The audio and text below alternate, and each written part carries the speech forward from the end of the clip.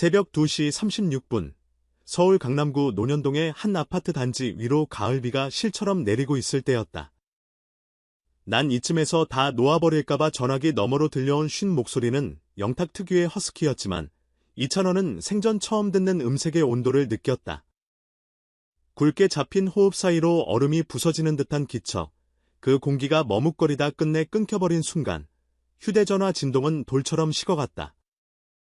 매니저에게도 보고하지 않은 채 차키를 움켜쥐고 밤거리를 달린 건 그로부터 정확히 8분 후 엔진음 사이렌처럼 울리던 올림픽대로를 헤집고 도착한 영탁의 집거실에는 술병이 장기판처럼 늘어서 있었고 주인공은 소파 등받이에 기댄 채 미간에 손을 얹고 잠들어 있었다. 심장이 마구 뛰었다. 그러나 벽나발 대신 한없는 공허만을 토해내는 영탁의 얼굴은 세상의 스포트라이트를 통째로 끌어모으던 무대 위 카리스마와는 1mg도 겹치지 않았다. 이찬원은 퍽소리를 내며 테이블 위 빈병을 치웠다.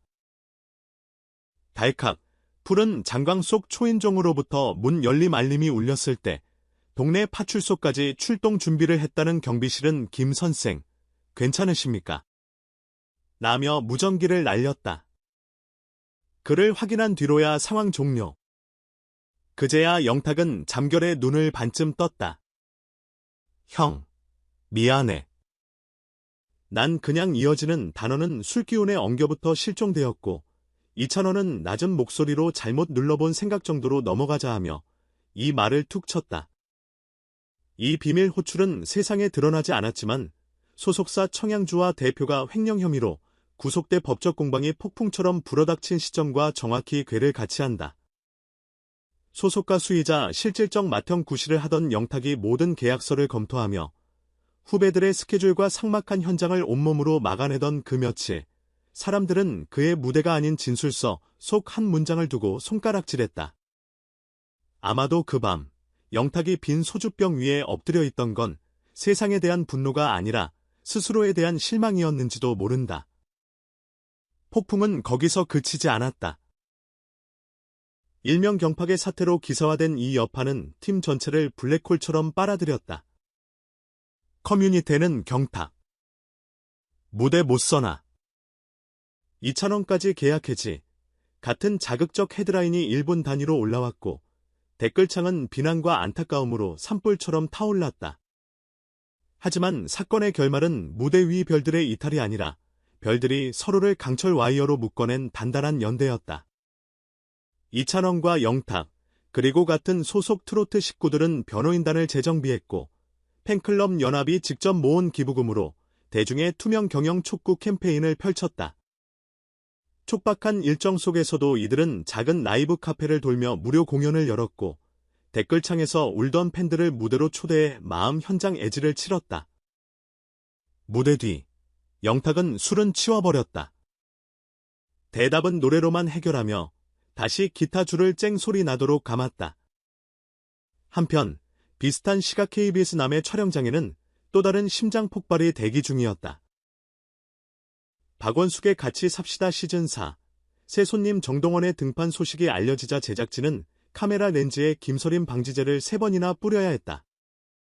77세 박원숙 선배가 손수 베개 커버를 다림질하고 거실 방향제를 갈아 끼우며 땀을 뚝뚝 흘리는 모습에 스태프들마저 원수님이 저렇게 긴장한 건 처음 본다고 놀랐다.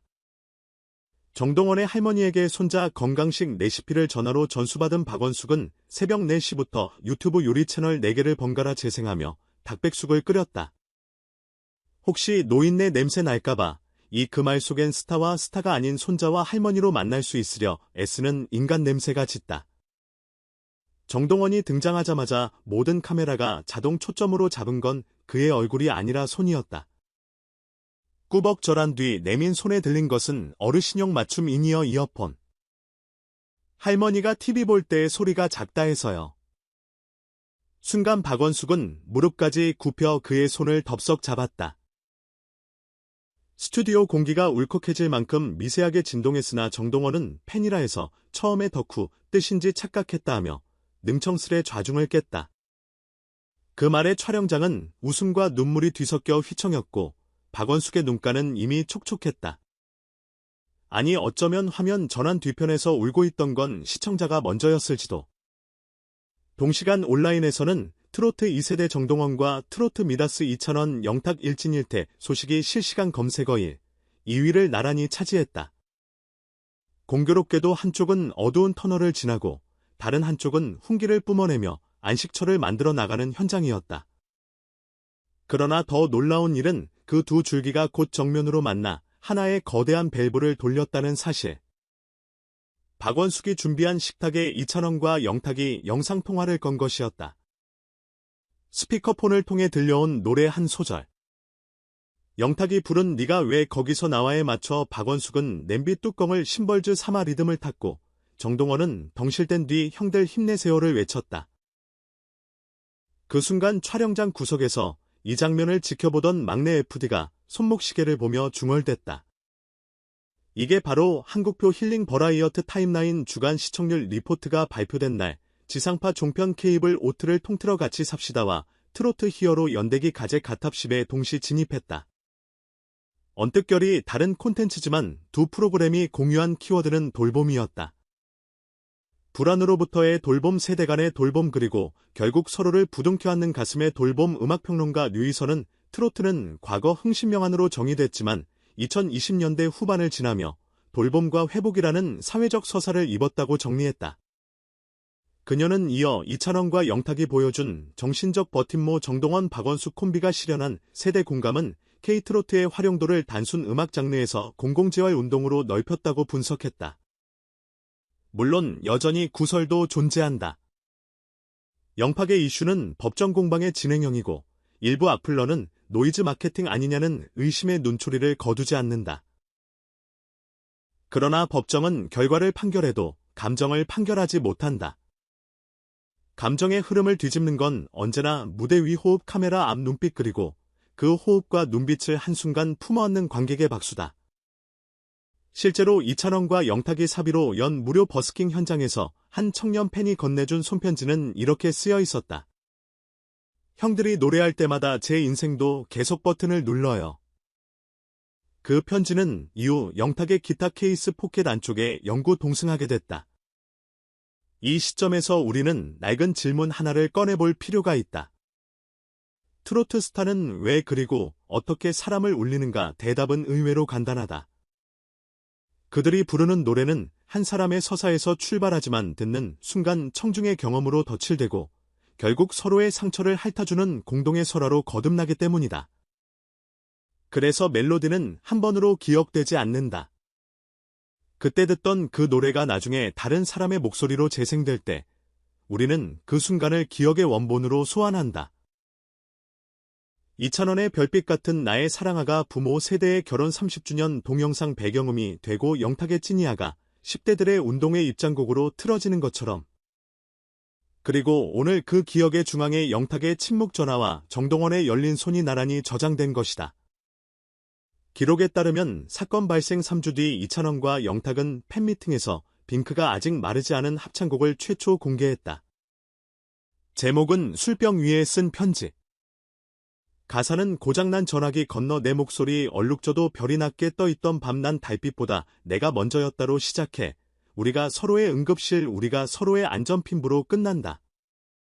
라이브 직후 객석 스탠딩석을 가득 메운 4,200명의 팬은 휴대폰 조명을 켜고 커다란 손 모양 물결을 만들었고 이 영상은 24시간 만에 500만 뷰를 돌파했다. 그리고 영탁은 다음날 SNS에 술병 대신 푸른 스포츠 음료를 들고 직은 셀카 한 장 캡션 한 줄을 올렸다. 이젠 텅 빈 병보다 꽉 찬 약수가 좋다. 정동원 또한 이들 형님들의 부활 서사를 따라가듯 박원숙과 함께 같이 삽시다 마지막 회에서 할매 노래방을 직접 꾸몄다. 회전 불빛 대신 대청마루에 주황색 스탠드를 걸고 최신곡 대신 돌아가는 삼각지를 골랐다. 그리고 놀랍게도 이찬원은 영상통화를 넘어 직접 깜짝 방문해 다음 무대를 장식했다. 차음계로 시작하는 전통가요였지만 그 뒤를 잇는 두 손 하모니카, 영탁의 블루스 기타, 정동원의 화음이 겹치자 노래는 장르를 초월한 미니 오페라가 되었다. 박원숙은 눈물 대신 환한 웃음으로 뒷집이 벌써 천국인데라고 외쳤다. 결국 남은 건 숫자가 아니다. 밤 2시 36분 전화 한 통의 떨림. 소파 위 쓰러진 영혼을 일으킨 의리, 그리고 닭백숙 국물 끓어오른 부엌 한가운데서 서로를 바라보며 웃던 눈빛. 우리는 이 시간을 지나며 트로트가 오틀리 차트 1위를 찍을 때보다 더 짜릿한 감정 곡선을 목격했다. 그것은 스타들의 인간적 결핍을 숨기지 않는 용기, 세대의 강을 건너 손을 맞잡는 의지, 그리고 결국 노래라는 다층적 언어로 치유를 완성하는 집단 퍼포먼스였다. 그러니 이 기사를 읽고 있는 당신에게 제안한다. 혹시라도 인생의 볼륨이 너무 낮아 아무 소리도 들리지 않을 때 새벽 공기에 핸드폰을 귀에 대고 상상해보라. 불현듯 들려오는 허스키한 속삭임.